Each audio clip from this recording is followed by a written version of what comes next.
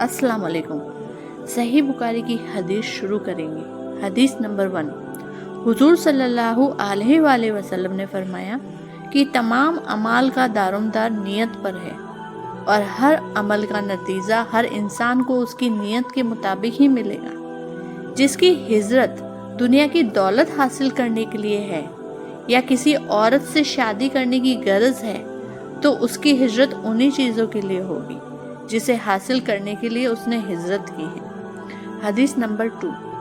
एक शख्स हारिस बिन हसाम नामी ने नबी करीम सल्लल्लाहु अलैहि वसल्लम से सवाल किया कि या रसूल अल्लाह, आप पर वही कैसे नाजिल होती है?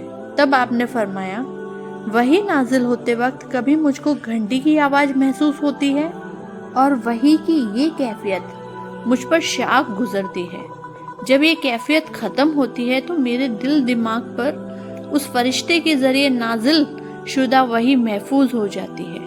और किसी वक्त ऐसा भी होता है कि फरिश्ता इंसान की शक्ल में मेरे पास आता है और मुझसे कलाम करता है, बस उसका कहा हुआ याद रख लेता हूँ।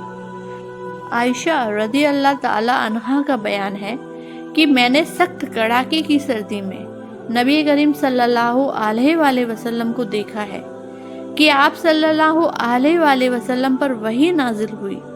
जब वो सिलसिला ख़त्म हुआ तो आपकी पेशानी पसीने से शराबोर थी। हदीस नंबर 3। नबी करीम सल्लल्लाहु अलैहि वसल्लम पर वही का इब्तदाई दौर अच्छे सच्चे पाकीज़ा ख्वाबों से शुरू हुआ।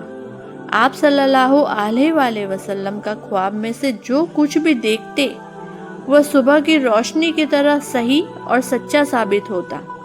फिर आप तन्हाई को ज़्यादा पसंद किया करते थे, ये अल्लाह की कुदरत थी। फिर आप सल्लल्लाहु अलैहि वसल्लम ने गारे हिरा में इबादत की जगह के लिए पसंद फरमा दिया।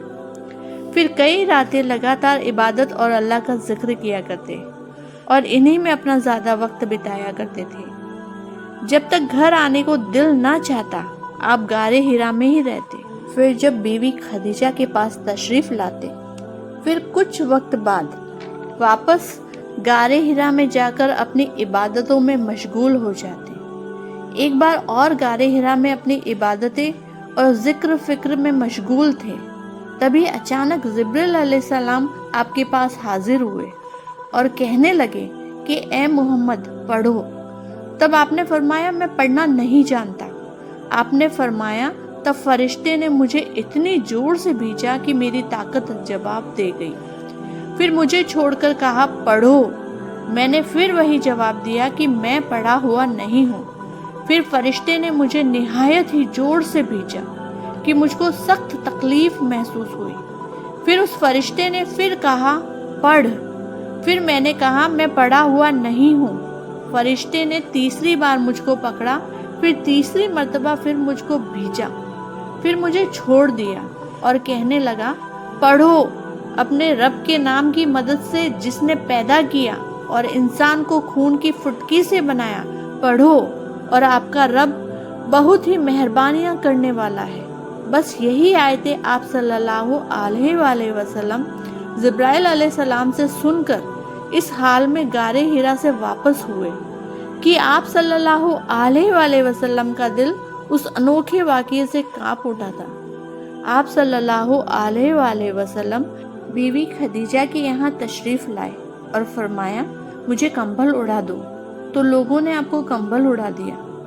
जब आपका डर जाता रहा तो आपने अपनी ज़ौजा मोहतरमा खदीजा रज़ी अल्लाह ताला अन्हा को तफसीर से वाक़या सुनाया और फरमाने लगे कि मुझको अपनी जान का खौफ हो गया है।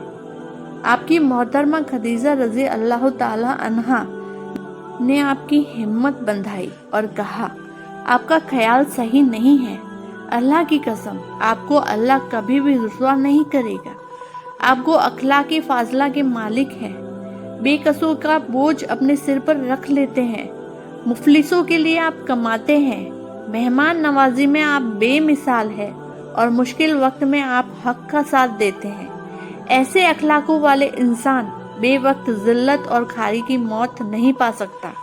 फिर मज़ीद तसल्ली के लिए खदीजा रज़ी अल्लाह ताला अन्हा آپ صلی اللہ علیہ وآلہ وسلم کو ورقہ بن نوفل کے پاس لے گئی، جو ان کے چچا زاد بھائی تھے اور زمانہ جاہلیت میں نصرانی مذہب اختیار کر چکے تھے اور عبرانی زبان کے خاطب تھے، اور آپ انجیل کو عبرانی زبان میں لکھا کرتے تھے۔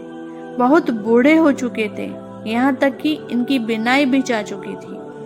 خدیجہ رضی اللہ تعالی عنہا نے آپ صلی اللہ علیہ وآلہ وسلم کے حالات بیان کیے اور کہا، اے چچا زاد بھائی، اپنے بھتیجے آپ صلی اللہ علیہ وآلہ وسلم کی کیفیت زبانی سن لیجئے۔ آپ نے فرمایا، اے بھتیجے، آپ نے جو کچھ بھی دیکھا اس کی تفسیر سناؤ۔ پھر آپ نے شروع سے آخر تک پورا واقعہ سنایا، جسے سن کر ورقہ بے اختیار ہو کر بول اٹھے، یہ تو وہی ناموس ہے جسے اللہ نے موسیٰ علیہ السلام پر وحی دے کر بھیجا تھا۔ کاش میں آپ کے اس نبوت کو شروع ہونے پر زمانے کی عمر میں ہوتا، کاش کہ اس وقت بھی زندہ رہتا جب آپ کی قوم آپ کو اس شہر سے نکال دے گی۔ رسول اللہ صلی اللہ علیہ وآلہ وسلم نے یہ سن کر تعجب سے پوچھا، کیا وہ لوگ مجھے نکال دیں گے حالانکہ میں ان کے لیے صادق و آمین مقبول ہوں؟ ورقہ بولا، ہاں یہ سب سچ ہے۔ جب بھی کوئی سچ حق لے کر آیا لوگ اس کے دشمن ہو گئے۔ اگر مجھے آپ کی نبوت کا وہ زمانہ مل جائے تو میں آپ کی پوری مدد کروں گا۔ مگر ورقہ کچھ دنوں بعد انتقال کر گئے۔ کچھ عرصہ تک وحی کی آمد موقوف رہی۔